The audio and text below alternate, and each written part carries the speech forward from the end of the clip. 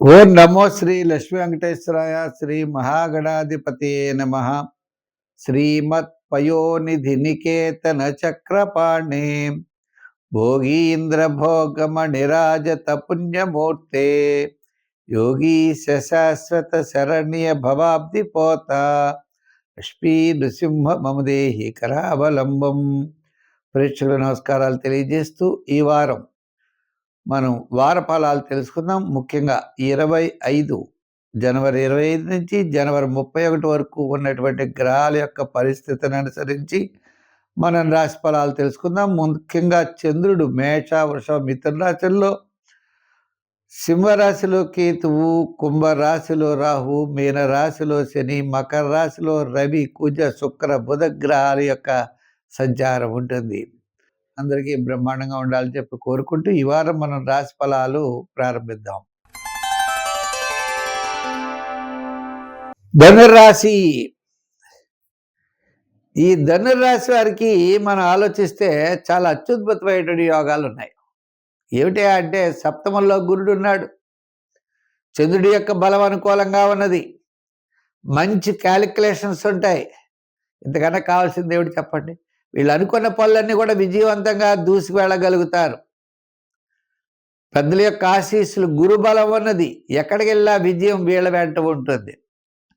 చంద్రుడి యొక్క బలం, మనోధైర్యం ఉంటుంది. చంద్రుడు పంచమ, షష్ఠ, సప్తమ స్థాన సంచారం. వారపు మధ్యలో, వారాంతంలో విజయం వైపు దూసుకు వెళ్ళగలుగుతారు. వీళ్ళు ఏ విధంగా అయితే ప్రణాళిక వేసుకుంటారో ప్రణాళిక తప్పనిసరిగా విజయం వైపుకి వెళ్ళగలుగుతుంది. 10 మంది సహాయ సహకారాలు ఉంటాయి. ఎదురు ఈదాలి. కొన్ని సమస్యలు ఉంటాయి. చంద్రబాబు ద్వితీయంలో కుజుడు, ద్వితీయంలో రవి, ఏదో రకమైన అడ్డంకులు, ఆటంకాలు, చికాకులు, బంధుమిత్రులు, సోదర వర్గం, ఇలా అనేక మంది అనేక రకాలుగా పెట్టేటువంటి ఇబ్బందులు ఉంటాయి. శని కూడా మరి అర్ధాష్టమ శని కాబట్టి. కానీ జూపిటర్ యొక్క బలం, బుధుడి యొక్క బలం, చంద్రుడి యొక్క బలంతో విజయం వైపుకి తప్పనిసరిగా వెళ్ళగలుగుతారు. మరి ఉద్యోగంలో అభివృద్ధి కనబడుతోంది. రాజకీయ పరంగా ఆహ్వానాలు అందుకుంటారు.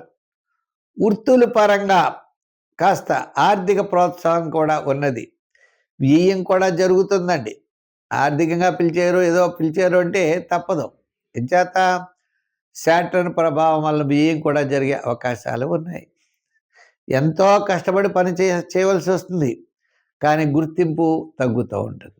మనకు కొంచెం మనస్సు బాధ అనిపిస్తూ ఉంటుంది. ఇటువంటి సమస్యలు ఈ రాశి వారికి తప్పవు.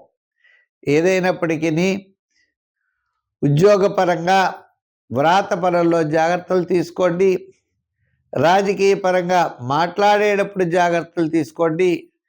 వ్యాపార పరంగా క్రయం అంటే కొనేటప్పుడు జాగ్రత్తలు తీసుకోవాలి. విక్రయ విషయంలో అవసరం లేదు.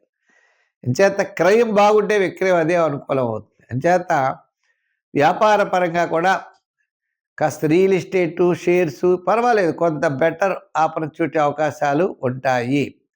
మరి సంఖ్యల్లో 3 రంగుల్లో ఎరుపు, ఆరాధనలో శని భగవానుడి పూజండి, విజయం వైపుకి వెళ్ళగలుగుతారు.